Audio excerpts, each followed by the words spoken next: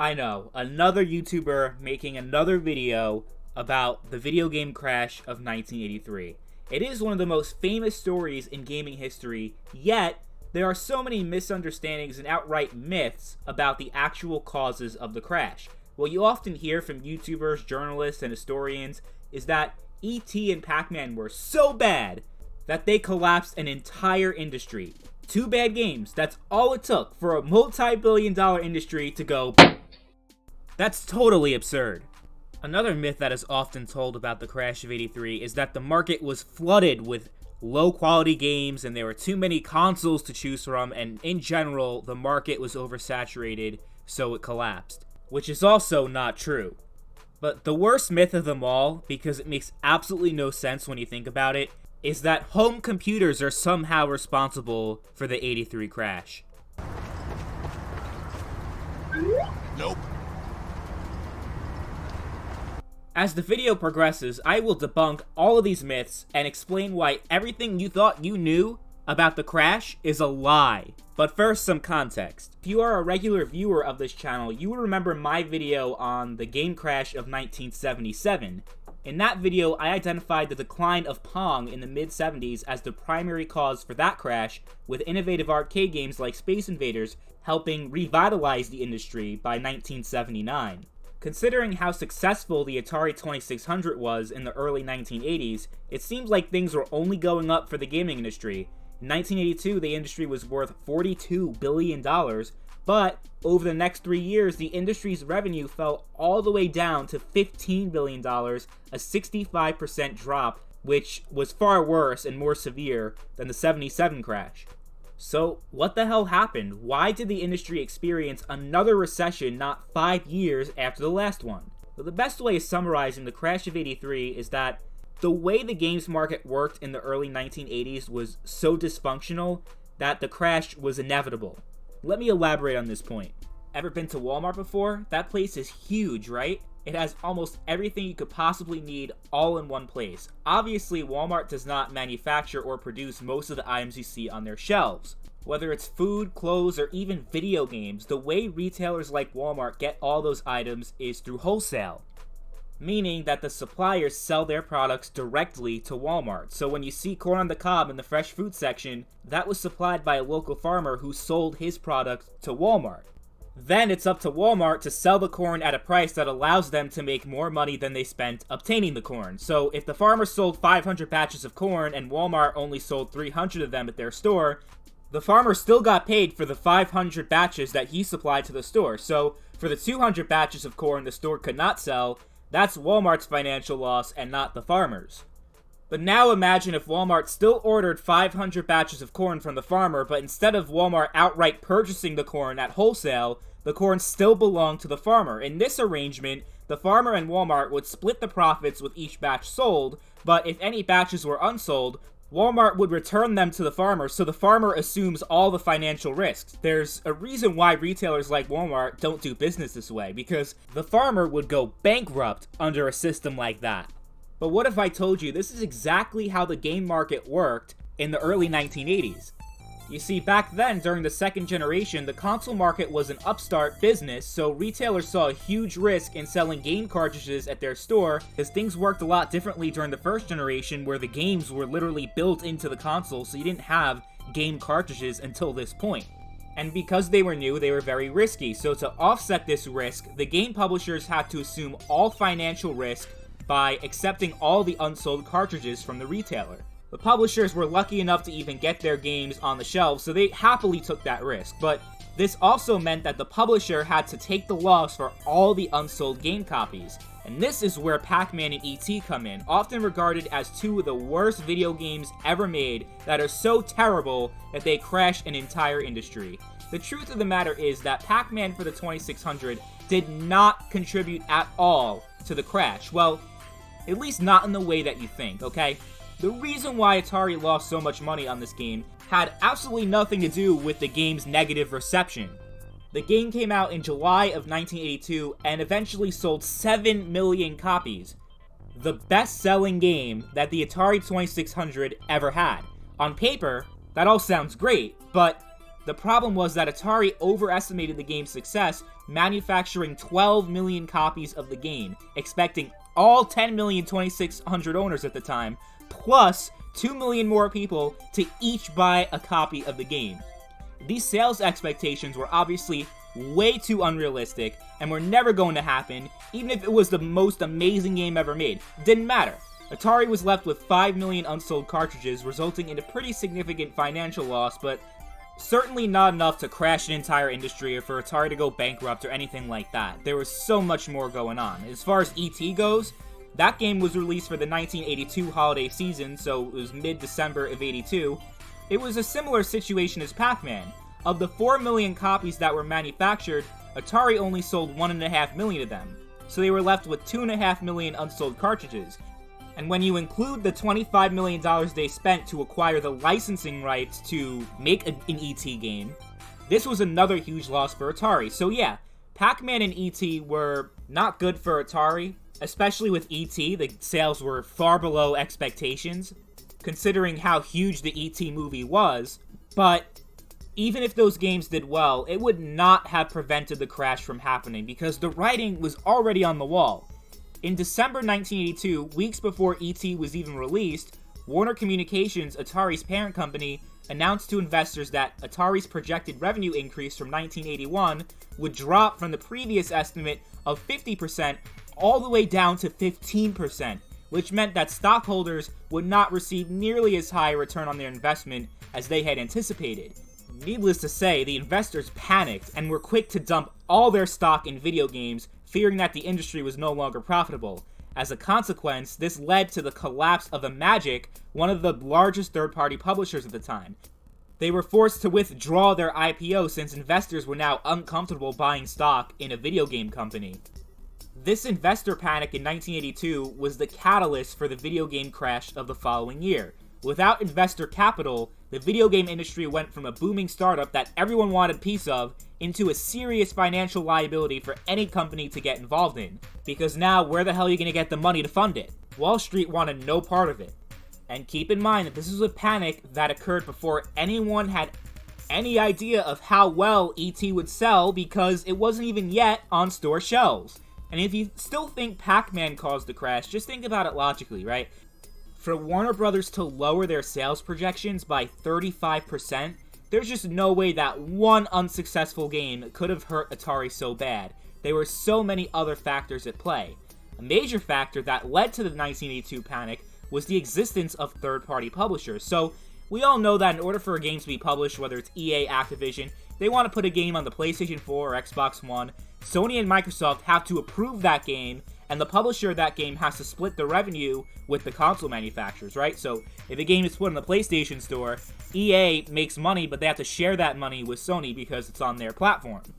And of course, this is also true with PC storefronts like Steam and Epic. That's just how the industry works and how it functions, which is how it's supposed to work, how it should work. But during the second generation of consoles, that's not how it worked at all. Activision, the first major third-party publisher, founded in 1978, the reason why it was created in the first place was because disgruntled Atari programmers were grievanced by the fact that Atari would not give them credit for their work. They were never credited for the development of the game. It was just Atari, and the actual name of the programmers were never put on there. So the programmers were pissed, and they're like, we want to get credit for our work, so we're going to start our own company, which was Activision, and the programmers that made the games actually got credit for their work. And throughout the early 1980s, Activision was doing quite well. Their best-selling game was Pitfall, which sold 4 million copies and became the Atari 2600's second best-selling game behind Pac-Man. And Magic, which we mentioned before, was also doing very well. But the problem was that despite how successful games like Pitfall, Demon Attack, and Laser Blast were for Activision and Magic, none of that revenue was shared with Atari. So it came to a point where third-party publishers started to dominate the gaming market, overshadowing Atari's in-house games, which are the only games that Atari was actually able to make money out of. So in 1981, Atari's share of the cartridge game market was 75%, but by 1982, it dropped all the way down to 40%.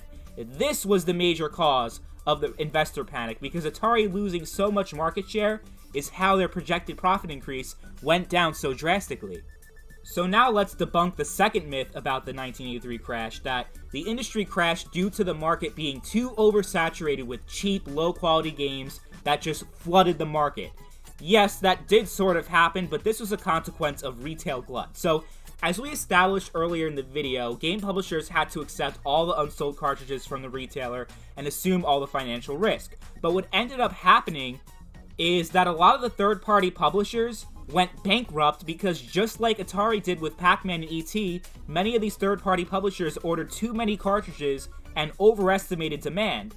While Atari was a large corporation that could eat that loss, these smaller companies that publish games, they could not sustain themselves and had to shut down. And if these publishers no longer exist, then that means that the retailers have nowhere to return all those unsold games, which meant that Sears and JCPenney had to somehow clear that inventory themselves. So in order to do that, these games were placed in bargain bins and sold for very cheap prices just to get rid of them, because there were so many cartridges that were just left there because so many publishers went bankrupt.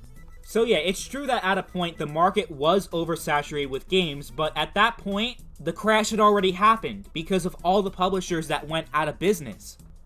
So the oversaturated games market in 1983 and 1984 was not a cause that contributed to the crash, it was actually an effect, because the crash at that point had already happened. Selling all those games at cheap prices was a way of retailers to respond to the crash.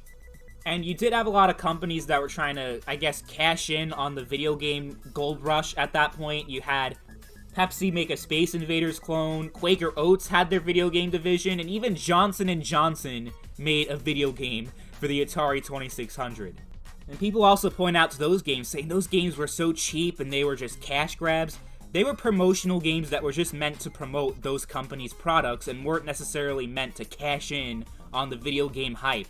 Most of these low-quality games that are notoriously bad, they were never even on store shelves. Like, they were never mass-marketed or mass-produced.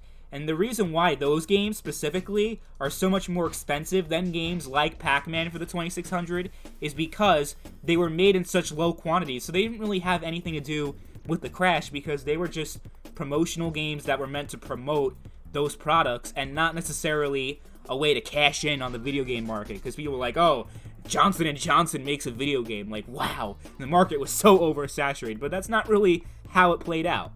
Third-party publishers, the major ones like Activision and Magic, didn't have to compete with Quaker Oats for shelf space. And as far as the console market being oversaturated with too many consoles to choose from contributing to the crash, that's also not true at all. We had a lot of consoles during the second generation. The Atari 2600 was obviously the main one, and the Intellivision was in second place, and those are really the only two consoles, though, that made a real impact on the market. Store shelves were not flooded with so many different consoles. Most of these consoles that were released during the second generation weren't even sold in stores, like the Bally Astrocade was only available through mail order. And most people didn't even know or even care about the other consoles like the Fairchild Channel F or the Vectrex. They sold terribly. Really, Atari had a near monopoly at that point. None of their competitors even came close to their market share. Just think about it this way. The console market was also oversaturated in the 90s during the fourth generation.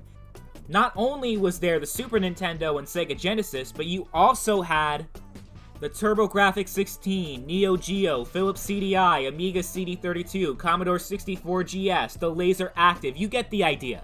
The point is, despite all those consoles that flooded the market at that time, Nintendo and Sega were really the only companies that had any significant market share. The rest of those consoles were commercial failures and were irrelevant. The console market was actually more competitive during the fourth generation than the second because while the Super Nintendo outsold the Genesis by 20 million units, Atari sold 10 times as many consoles as Mattel, their largest competitor. So no, oversaturation had nothing to do with the crash because Atari didn't really have too much viable competition in the second generation. The console market did start to decline, console sales were going down, game sales were down, but this decline had less to do with the oversaturation and more to do with the aging technology for the consoles. By 1982, the 2600 was already a 5-year-old console, so the hardware was getting outdated. Atari actually never planned for the 2600 to last as long as it did. Their initial plans early on was to discontinue the console by 1980. But then, of course, the 2600 exploded in popularity, so its life cycle was extended by a couple years due to high demand. But by 1982, it was about time to move on to newer hardware. And Atari did just that, releasing the 5200, which boasted better visuals that more closely resembled that of the arcades. Within a few months of the 5200's release, Coleco re-entered the console market, releasing the ColecoVision.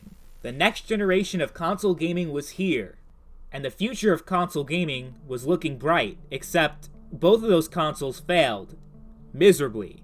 As far as why those consoles didn't succeed, that absolutely deserves its own video, because the lost generation of consoles in between the second and third generations is very interesting, but all you need to know for now is that the 5200 and ColecoVision were financial disasters for both Atari and Coleco. What people don't realize, though, about the 2600, despite how successful it was in the early 80s, in the late 70s, that console was failing and actually contributed to the crash of 1977. For more information on that, check out the video I made on the subject, but it's very similar to the 83 crash in the sense that the old consoles were getting really obsolete and consumers were fatigued, but at the same time, the new consoles were either inaccessible due to high cost or they were just unappealing, right? The 5200 and ColecoVision didn't really have any games that were worth playing, and the 2600 didn't really have any games that people wanted to play until Space Invaders. If it weren't for that game, the 2600 probably would never have taken off like it did. So Atari has the arcades to thank for the eventual success of the 2600 because most of the games that sold systems were actually arcade ports. And the reason why it took so long for the industry to rebound in 83 compared to 77 had to do with the arcades. And the arcades are really the most overlooked aspect of the 83 crash. It really was a catch-22, right? The consoles relied so heavily on the innovation and success of arcade games, while the growth of consoles in the early 80s hurt the arcades. Because consoles were getting cheap enough that it was more convenient to play games at home than go to the arcade. So there were a few reasons why that was happening, but as a result, the arcade market stagnated through the early 80s and by 1982 started to lose revenue. From 83 to 85, the arcade industry's value shrunk in half. And during this time period, over 1,500 arcades shut down in the United States. So make no mistake about it, the crash of 83 didn't just affect the consoles, this was industry-wide. So the success and eventual failure of consoles in the early 80s definitely hurt the arcades drastically, but it was also a lack of innovation because, okay, the console's failing, right? Okay, now let's go back to the arcades, except the arcades didn't really offer too many innovative gameplay experiences in the early 80s. I mean, the most popular games during this time were Tron, Joust, and Mario Brothers, which were good games, but weren't nearly innovative enough to revitalize the industry during the crash like Space Invaders did in 1978. So let's talk about home computers. They had nothing, absolutely nothing, to do with the video game crash of 1983, and let's explain why, okay? So, the idea is that home computers overflooded the market and competed with consoles because they came down so cheap in price, and that resulted in an even more oversaturated market than you already had with all those consoles, which I already debunked. But with PC, it's the same thing. Home computers did not oversaturate the console market, because if they did, then they would have had a much larger market share than they ended up having, okay?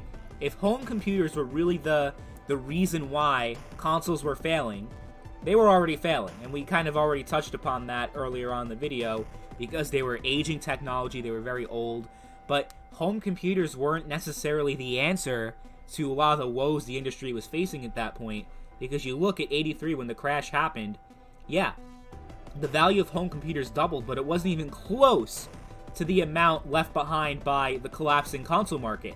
So, yeah, while home computers were, and look, by 1985, the home computer market fell, even as the console market was completely consolidated and it was completely collapsed at that point. The home computer market still didn't even come close to making up for the losses of the console market at all.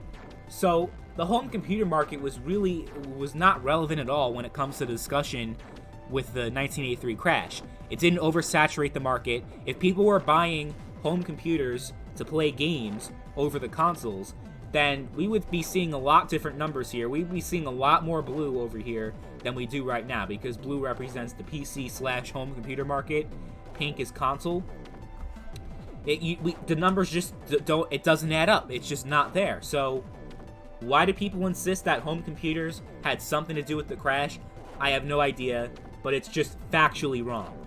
So ultimately, when it came to the cause of the 83 crash, it wasn't oversaturation, it wasn't bad games, it wasn't home computers, it was retail glut, because that put a lot of the publishers out of business, and the oversaturation that you hear about, that happened when those companies already went out of business and already went bankrupt, so the crash was already happening. And the retail glut did also hurt Atari to an extent, but the big thing that damaged Atari was the explosion of third parties in the early 80s, because they now had to compete with the third parties for game sales, and the game sales was a huge chunk of Atari's revenue, and losing that revenue really hurt them, which led to the 82 panic that we talked about earlier, and that was what really triggered the crash, was that investor panic. Remember, at that point, Atari was the largest video game company to ever exist, so if they were losing money, that was not good for the rest of the industry. Because by 1983, Atari lost over $500 million, which is a lot of money right now, but back then it was even more money. And it was really bad when Warner Communications decided to sell Atari to Jack Tramiel, who decided to discontinue the 2600 and 5200 and shift the Atari brand away from the gaming industry and towards PC manufacturing. In that same year, Coleco also discontinued their ColecoVision and soon went bankrupt after the failure of the ColecoVision and the Atom computer. And Magnavox had also left the gaming industry. So the three big console manufacturers were all out of the business, which left a huge vacuum in the market, which is why the crash lasted all the way through 85, because nobody stepped up until a Japanese company called Nintendo entered the North American console market with their Nintendo Entertainment System, with new, innovative gameplay experiences that revitalized the gaming industry and recovered it from the crash, because here you have these new games, these new experiences that you've never had before, and that's all people wanted at the end of the day. And I think that's the big takeaway from the 1983 crash, is that, simply put, it wasn't a problem of, yeah, okay, so all these companies were going bankrupt, you had retail glut, you had the third-party publishers that were competing with Atari, so Atari didn't regulate the third-party publishers, which was another huge thing that contributed to the crash, but ultimately it was lack of innovation, lack of new experiences. People were getting tired of the same old shit, but once there was a new experience, all of a sudden, the market recovered. And that's all the industry really needed. And that's really the big impact that you saw from the 83 crash, is the rise of Nintendo and the shift of the console market away from North America towards Japan. And in the future, we'll definitely spend a lot more time talking about the NES and talking about Nintendo's ultimate impact on the gaming industry. But as far as the 1983 video game crash goes, that's about it. I hope you all enjoyed this video and found it very informative, giving you a better understanding of the crash besides two games collapsing an entire industry, which is the common understanding, which is a misunderstanding of the 1983 crash. And that's the weird thing to me, that despite it being such a famous, such an iconic moment in video game history, there's so much misinformation and misunderstandings about what actually caused the crash to begin with. We certainly understand the impact it had. Everyone knows that the 83 crash led to the rise and success of Nintendo, which had a profound impact on the industry, but not so much when it comes to how the crash actually happened, which is also very important in understanding it, because people keep saying that the industry is headed for another crash without knowing what actually caused the other crashes. People didn't even know there was a crash in 77, and the 83 crash, people don't even know how it happened despite how famous and iconic it was. So that's why I made this video. Thank you all for watching, and I'll see you guys next time. Bye.